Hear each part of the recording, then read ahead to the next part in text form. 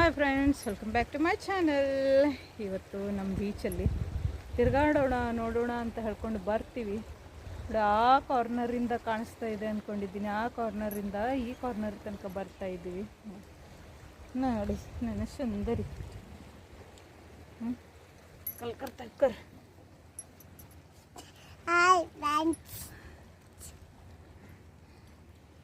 ಆ ಕಾರ್ನರಿಂದ ಲಾಸ್ಟ್ ಆ ಕಾರ್ನರಿಂದ ಈ ಕಾರ್ನರ್ ತನಕ ನಡ್ಕೊಂಡು ಬಂದಿದ್ದೀವಿ. ನೋಡೋಣ ಅಂತ ಹೇಳ್ಕೊಂಡು ಹಬ್ಬ ಬರೋ ಅಷ್ಟೊತ್ತಿಗೆ ಇಲ್ಲಿ ಫುಲ್ ಕಲ್ಲು ಬಂಡೆಗಳು ಇಷ್ಟೆಲ್ಲ ಇದ್ದಾವೆ ಅಂತ ಹೇಳಿದರೆ ತುಂಬ ಇದ್ದಾವೆ. ನಡ್ಕೊಂಡು ಬರೋ ಅಷ್ಟೊತ್ತಿಗೆ ಸುಸ್ತಾಯಿತು. ಈಗ ರೀಸನ್ ಅಂತ ಹೇಳಿದರೆ ಇಷ್ಟೇ, ನಾನು ಕೊರಗಜ್ಜನ ಪವಾಡದ ಬಗ್ಗೆ ನಿಮಗೆ ಶೇರ್ ಮಾಡ್ಕೊಂಡಿದ್ದೆ. ಆ್ಯಕ್ಚುಲಿ ಫಸ್ಟ್ ನಾನು ವಿಷಯ ತಿಳಿದ ತಕ್ಷಣ ನಾನು ಕೊರಗಜ್ಜನಿಗೆ ಹರಕೆ ಮಾಡಿದ್ದು ಬೇರೆಯವ್ರ ಸಲುವಾಗಿ. ಬೇರೆಯವ್ರು ಯಾರು ಅಂತ ಕೇಳ್ಬೋದು, ಹೇಳಿಕಂತೂ ನನಗೆ ಬೇಜಾರೇನಿಲ್ಲ. ನಮ್ಮ ತಾಯಿ ಮನೆ ಸಲುವಾಗಿ. ಗೊತ್ತೇ ಇದೆಯಲ್ಲ ಹೆಣ್ಮಕ್ಳಿಗೆ ತಾಯಿ ಮನೆ ಅಂದರೆ ಎಷ್ಟೊಂದು ಪ್ರೀತಿ ಅಂತ. ಫಸ್ಟ್ ಟೈಮ್ ಕೂಡ ಅವ್ರ ಸಲುವಾಗೇ ಹರಕೆ ಮಾಡಿಕೊಂಡೆ, ಸಕ್ಸಸ್ ಆಯಿತು. ಎರಡನೇ ಸಾರಿನೂ ಕೂಡ ಅವ್ರ ಮನೆ ನಮ್ಮ ತಾಯಿ ಮನೆ ಸಲುವಾಗಿ ಸಕ್ಸಸ್ ಮಾಡಿಕೊಂಡೆ, ಅದು ಕೂಡ ಸಕ್ಸಸ್ ಆಗತ್ತೆ. ಇಷ್ಟರ ಮಟ್ಟಿಗೆ ಅಂತ ಹೇಳಿದರೆ ಸಕ್ಸಸ್ ಆಗಿದ ಮೇಲೆ ನಾನು ಅದು ಏನಂತ ಬೇಡ್ಕೊಂಡಿದ್ನೋ ಅದೇ ಥರ ನಾನು ವಿಸಿಟ್ ಮಾಡಿ ಬರ್ತೀನಿ. ಫಸ್ಟ್ ಹೋದಾಗ ನಾನು ನನ್ನ ಮಗಳು ಇಬ್ಬರೇ ಹೋಗಿದ್ವಿ. ಎರಡನೇ ಸಾರಿ ಹೋದಾಗ ಜೊತೆಗೆ ನನ್ನ ತಾಯಿ ಮನೆಯವರನ್ನು ಕರ್ಕೊಂಡು ಹೋಗ್ತೀನಿ. ಅಲ್ಲಿ ಏನಾಗಿರುತ್ತೆ ಅಂತ ಹೇಳಿದರೆ, ನಮ್ಮ ತಾಯಿ ಮನೆ ಸೊಸೆಗೆ ಸ್ವಲ್ಪ ಅದ್ರ ಬಗ್ಗೆ ಗೊತ್ತಿರುತ್ತೆ. ಆ್ಯಕ್ಚುಲಿ ಅವರು ಕೂಡ ಆ ಪ್ಲೇಸಲ್ಲಿ ವರ್ಕ್ ಮಾಡಿದವರಾಗಿರೋದು ನನಗೆ ಗೊತ್ತಿರುತ್ತಂತೆ, ಅದು ನನಗೆ ಗೊತ್ತಿರಲ್ಲ. ಹಾಗಾಗಿ ಅಷ್ಟೊಂದು ಡಿಫಿಕಲ್ಟ್ ಅನಿಸಿಲ್ಲ. ಹೋಗಿ ವಿಸಿಟ್ ಮಾಡಿ ಬರ್ತೀವಿ. ಬರೋವಾಗ ಮತ್ತೆ ಇನ್ನೊಂದು ಹರಕೆಯನ್ನು ಮಾಡಿ ಬರ್ತೀನಿ. ಆದರೆ ಆ ಹರಕೆಯನ್ನು ನಿಮ್ಮ ಜೊತೆಗೆ ಸಕ್ಸಸ್ ಆಗಿರೋ ಸ್ಟೋರಿಯನ್ನು ನಿಮ್ಮ ಹತ್ರ ಶೇರ್ ಮಾಡ್ಕೊಂಡಿದ್ದೀನಿ. ಮತ್ತೇನು ಎಲ್ಲ ನನಗೆ ಎಂಡೋಮೆಟ್ರಿಯೋಸಿಸ್ಸಿಂದ ಒದ್ದಾಡ್ತಾ ಇರೋ ನನಗೆ ಏನು ಒಂದು ಮಾತು ಹೇಳ್ತಾರಲ್ಲ, ಮರುಭೂಮಿಯಲ್ಲಿ ಓಯಾಸಿಸ್ ಸಿಕ್ಕಂಗೆ ಅಂತ ಹೇಳ್ಕೊಂಡು. ಮರುಭೂಮಿ ಓಯಾಸಿಸ್ ಹೇಗೆ ಇರಲಿ, ಹೋಗೋ ಜೀವ ಮತ್ತೆ ವಾಪಸ್ ಬರ್ತಾ ಇದೆ. ಹಾಗೆ ಬಂದ ಹಾಗೆ ಆಯಿತು. ನಿಜವಾಗಿಯೂ ನನ್ನ ಪುನರ್ಜನ್ಮ ಅನ್ನಬೇಕು, ಪುನರ್ಜನ್ಮನೇ. ಯಾಕೆಂತ ಹೇಳಿದರೆ ಮೆಂಟಲಿ ಸ್ಟ್ರೆಸ್ ಇಟ್ಕೊಂಡು ಯಾರೂ ಕೂಡ ಯಾವ ಕೆಲಸನೂ ಮಾಡಲಿಕ್ಕೆ ಆಗಲ್ಲ. ಅಂಥದ್ದೇನಾಗಿದೆ ಅಂಥದ್ದೇನಿದೆ ಅದರಲ್ಲಿ ಸ್ಟಮಕ್ ಪೇನ್ ಅಂತ ಹೇಳ್ಬೋದು. ಬಟ್ ಎಂಡೋಮೆಟ್ರಿಯೋಸಿಸ್ ಅನ್ನೋದು ಎವ್ರಿ ಮಂತ್ ರಿಪೀಟ್ ಆಗುತ್ತೆ. ಎಷ್ಟು ಸ್ಟಮಕ್ ಪೇನ್ ಬರುತ್ತೆ ಅಂತ ಹೇಳಿದರೆ, ಡೆಲಿವರಿ ಪೇನು ಬರುವಷ್ಟು ಪ್ರಾಬ್ಲಮ್ ಆಗುತ್ತೆ. ಡೆಲಿವರಿ ಪೇನನ್ನು ನಾನು ಸಹಿಸ್ಕೊಂಡಿದ್ದೀನಿ, ಬಟ್ ಈ ಪೇನ್ ಸಹಿಸ್ಕೊಳ್ಳಿಕ್ಕೆ ಆಗ್ತಿರ್ಲಿಲ್ಲ. ನಾನು ತುಂಬ ಮಾನಸಿಕವಾಗಿ ಹೋಗಿದ್ದೆ. ಎಷ್ಟು ಅಂತ ಹೇಳಿದರೆ ಜೀವನದಲ್ಲಿ ಉತ್ಸಾಹನೇ ಕಳ್ಕೊಂಡಿದ್ದೆ. ಇನ್ನೊಂದು ವಿಷಯ ಅಂತ ಹೇಳಿದರೆ, ಆ್ಯಕ್ಚುಲಿ ನಂದು ಇನ್ನೊಂದು ಚಾನೆಲ್ ಇತ್ತು, ಅದು ಕೂಡ ಬ್ಲಾಕ್ ಆಗುತ್ತೆ ಅದೇ ಟೈಮಿಗೆ. ಎಟ್ ಎ ಟೈಮ್ ಎರಡೂ ವಿಷಯ ಒಟ್ಟಿಗೆ ಬಂದು ನನ್ನ ಪೂರ ಕುಗ್ಗಿಸ್ಬಿಡ್ತು.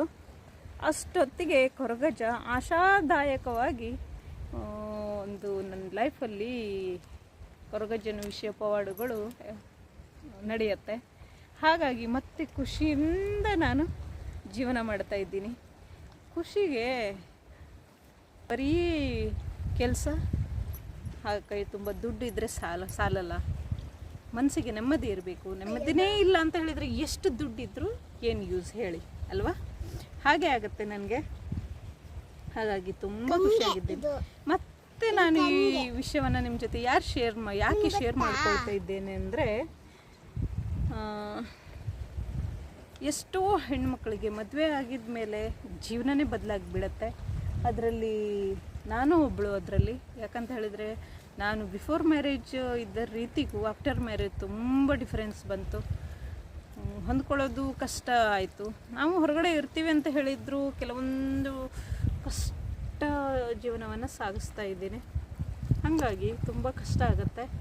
ಅಂಥದ್ರಲ್ಲಿ ಈ ಹೆಲ್ತ್ ಒಂದು ಕೈ ಕೊಟ್ಟಿದ್ದು, ಅದರಿಂದ ಕುಗ್ಗಿ ಹೋಗಿರೋ ಒಂದು ವಿಷಯ ಇದೆಲ್ಲದು ಪುನಃ ಏನು ಮರ ಹೇಗೆ ಚಿಗುರು ಬಿಡುತ್ತೋ ಆ ರೀತಿ ಚಿಗುರು ಬಿಟ್ಟಿದೆ ಅನ್ನುವಾಗಿದೆ ನನ್ನ ಜೀವನ. ತುಂಬ ಖುಷಿಯಾಗಿದ್ದೀನಿ. ಎಷ್ಟೇ ಖುಷಿಯಾಗಿದ್ದರೂ ಒಂದು ಕಡೆಗೆ ಗೌರ್ಮೆಂಟ್ GPT ಇನ್ನೂ ಆಗಿಲ್ಲಲ್ಲ ಅನ್ನುವಂಥ ಇನ್ನೊಂದು ಕೊರಗಿದೆ. ನೋಡೋಣ, ಕೊರಗಜ ಇದ್ದಾನಲ್ಲ ನಮ್ಮ ಸಮಸ್ಯೆಯನ್ನು ಪರಿಹಾರ ಮಾಡ್ಕೊಳ್ಳಿಕ್ಕೆ ಅನ್ನುವಷ್ಟು ನಾವು ಮಟ್ಟಿಗೆ ಬಂದಿದ್ದೇನೆ. ಇಲ್ಲ ಅಂದರೆ ನಾವು ಏನು ಒಂದು ಜೀವನದಲ್ಲಿ ಭರವಸೆನೇ ಇಲ್ಲ ಅಂದರೆ ಏನು ಮಾಡಲಿಕ್ಕೂ ಆಗಲ್ಲ. ಭರವಸೆ ಅನ್ನೋದು ಕೊರಗಜ ಆಗಿದ್ದಾನೆ.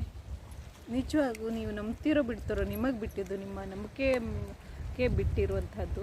ಯಾಕೆಂತ ಕೇಳಿದರೆ ನಾನು ಯೂಟ್ಯೂಬರ್ ಆಗಬೇಕು ಅಂತ ಹೇಳ್ಕೊಂಡು ಕಷ್ಟಪಟ್ಟೆ, ಯೂಟ್ಯೂಬ್ ಕೈ ಹಿಡಿಲಿಲ್ಲ. ಆದರೂ ವಿಡಿಯೋ ಮಾಡ್ತಾ ಇದ್ದೀನಿ. ಯಾಕೆ ಗೊತ್ತಾ? ಇದನ್ನು ನೆಕ್ಸ್ಟ್ ವಿಡಿಯೋದಲ್ಲಿ ಶೇರ್ ಮಾಡ್ತೀನಿ. ಓಕೆ,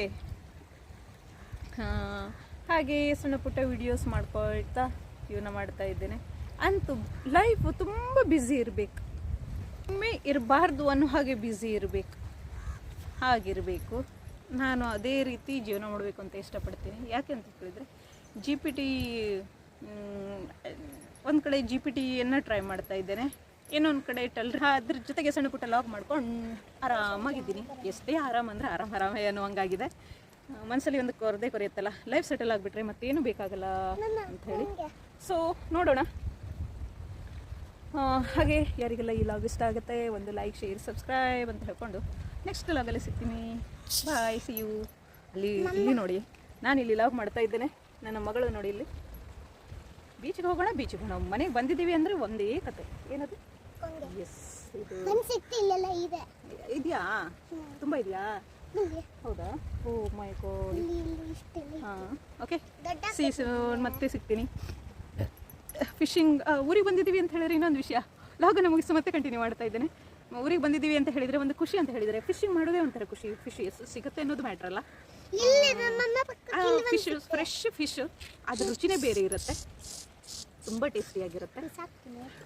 ಜೊತೆಗೆ ಏನೋ ಒಂಥರ ಖುಷಿ ಆಗುತ್ತೆ. ಎಷ್ಟು ಹೇಳಿದ್ನಲ್ಲ, ಫಿಶ್ ಸಿಗುತ್ತೆ ಅನ್ನೋದು ಮ್ಯಾಟ್ರ್ ಆಗ್ತಾ ಇಲ್ಲ. ನೋಡಿ, ಅವಳು ಅಲ್ಲಿ ನಮ್ಮ ಹಸ್ಬೆಂಡ್ ಫಿಶಿಂಗ್ ಮಾಡ್ತಾ ಇದ್ದಾರೆ. ಹಾಗೆ ಅವ್ರ ಜೊತೆಗೆ ಬಂದಿದ್ವಿ, ಬೀಚಿಗೆ ಅಡ್ಡ ಆಡ್ಕೊಳ್ತಾ ನೋಡ್ಕೊಂಡು ಇದ್ದೀವಿ. ಓಕೆ, ಒಂದು ಮಾತು ಹೇಳ್ತಾರೆ, ಎಷ್ಟು ಒಳ್ಳೇದು ಮಾಡ್ಲಿಕ್ಕಾಗುತ್ತೋ ಅಷ್ಟು ಒಳ್ಳೇದನ್ನು ಮಾಡಿ. ನೀವು ಒಳ್ಳೇದನ್ನು ಮಾಡ್ಲಿಕ್ಕೆ ಆಗಲ್ಲ ಅಂದರೆ ಯಾರಿಗೂ ಕೆಟ್ಟದನ್ನು ಮಾಡಬೇಡಿ ಅನ್ನೋದು ನಂದು ಅದೇ ಥಿಯರಿ. ನನ್ನ ಹತ್ರ ಎಷ್ಟು ಒಳ್ಳೇದನ್ನು ಮಾಡ್ಲಿಕ್ಕಾಗುತ್ತೋ ಅಷ್ಟು ಒಳ್ಳೇದನ್ನು ಮಾಡ್ತೀನಿ. ಫಲ ದೇವರಿಚ್ಛೆ. ಹಾಗೆ ನಾನು ಈ ಮಾತನ್ನು ಯಾಕೆ ಹೇಳಿದೆ ಅಂತ ಹೇಳಿದರೆ, ಪ್ರಮೋಷನ್ಗೋಸ್ಕರ ಅಥವಾ ಇನ್ನೊಬ್ಬರು ಮನಸ್ಸನ್ನು ವ್ಯೂಸ್ಗೋಸ್ಕರ ಆಗಿರ್ಬೋದು, ಅಥವಾ ಯಾವುದೇ ರೀತಿಗಾಗಿ ನಾನು ಈ ವಿಡಿಯೋನ ಶೇರ್ ಮಾಡ್ಕೊಳ್ತಾ ಇರೋದಲ್ಲ. ನನ್ನ ಲೈಫಲ್ಲಿ ನನ್ನ ಥರನೇ ಕಷ್ಟಪಡ್ತಿರೋ ಹೆಣ್ಮಕ್ಳು ತುಂಬ ಜನ ಇರ್ತಾರೆ. ಓಕೆ, ಯಾರೋ ಹೋಗ್ತಾ ಇದ್ರಾ? ಎಲ್ಲರೂ ಫಿಶಿಂಗ್ ಬಂದಿರು. ಎಷ್ಟು ಜನ ಬರ್ತಾರೆ ಇಲ್ಲಿ ಫಿಶಿಂಗ್ಗೆ, ಔಟ್ ಆಫ್ ವಿಲೇಜಿಂದ, ತಾಲೂಕಿಂದ ಕೂಡ. ಅದನ್ನೇ ಹೇಳ್ತಾ ಇದ್ದಾಳೆ. ಇದನ್ನ ವಿಷಯವನ್ನು ಶೇರ್ ಮಾಡ್ಕೊಳ್ಳೋಣ ಅಂದ್ಕೊಂಡೆ. ಏನಪ್ಪ ಅಂತ ಹೇಳಿದ್ರೆ, ನೋಡಿ ಅಲ್ಲಿ ಅವಳು ನೋಡ್ಬೇಕಂತ ನೋಡಿ. ಅಲ್ಲಿ ಬಿತ್ತೋ. ಓಕೆ, ಅಲ್ಲಿ ಏನಾಗ್ತಿದೆ ಅಂತ ಹೇಳಿದರೆ, ನಂತರನೇ ಎಷ್ಟೋ ಹೆಣ್ಮಕ್ಳಿಗೆ ಸಾವಿರಾರು ಆಸೆ ಇರುತ್ತೆ, ಸಾವಿರಾರು ಕನಸು ಇರುತ್ತೆ. ಬಟ್ ಏನೋ ಅಡೆತಡೆ, ಏನೋ ಪ್ರಾಬ್ಲಮ್ಮು ಇಂದ ಎಲ್ಲದನ್ನು ಕೂಡ ನಮ್ಮ ಕಪಿಮುಷ್ಟಿಯಲ್ಲಿ ಇಟ್ಕೊಂಡು ಎಷ್ಟು ಆಸೆ ಇದ್ರೂ ಕೂಡ ತೋರಿಸ್ಕೊಳ್ತೇನೆ. ಇನ್ನೊಬ್ರಿಗೋಸ್ಕರ ಬದುಕ್ತಾ ಇರೋ ಹೆಣ್ಮಕ್ಳು ಅದು ಎಷ್ಟೋ ಜನ ಇದ್ದಾರೆ. ಯಾಕಂತ ಹೇಳಿದರೆ ನಾವು ಅದೇ ಲಿಸ್ಟಲ್ಲಿರೋರೆಲ್ಲ, ಅದಕ್ಕಾಗಿ ನಮ್ಗೆ ಗೊತ್ತೇ ಆಗುತ್ತೆ. ಸೊ ಅದ್ರ ಸಲುವಾಗಿ ಹೇಳೋದಿಷ್ಟೇ, ಕಣ್ಣು ಮುಚ್ಚಿ ನಂಬಿ ಕೊರಗಜ್ಜನ. ಮತ್ತು ನಾವು ಎಷ್ಟು ನಂಬ್ತೀವೋ ನಮಗಷ್ಟು ಸಕ್ಸಸ್ ಅಂತೂ ಸಿಗುತ್ತೆ. ಯಾಕಂದರೆ ಆ ಲಿಸ್ಟಲ್ಲಿ ನಾನಿದ್ದೀನಿ. ನನ್ನ ಕೂಗು ಹೋಗಿದ ಮೇಲೆ ಭರವಸೆ ಥರ ಆಗಲೇ ಹೇಳಿದಾಗೆ ಸ್ವಾಮಿ ಕೊರಗಜ್ಜ ಅವರ ಕೃಪೆ ಆಗಿದೆ. ಕಾಪಾಡ್ತಾನೆ. ಹಾಗೆ ಎಲ್ಲರಿಗೂ ಕಾಪಾಡಲಿ ಅಂತ ಹೇಳ್ಕೊಂಡು ಲಾಗನ್ನು ಇಲ್ಲಿಗೆ ಮುಗಿಸ್ತಾ ಇದ್ದೀನಿ. ನೆಕ್ಸ್ಟ್ ಲಾಗಲ್ಲಿ ಸಿಗ್ತೀನಿ. ಅಲ್ಲಿವರೆಗೂ ಟೇಕ್ ಕೇರ್, ಬಾಯ್.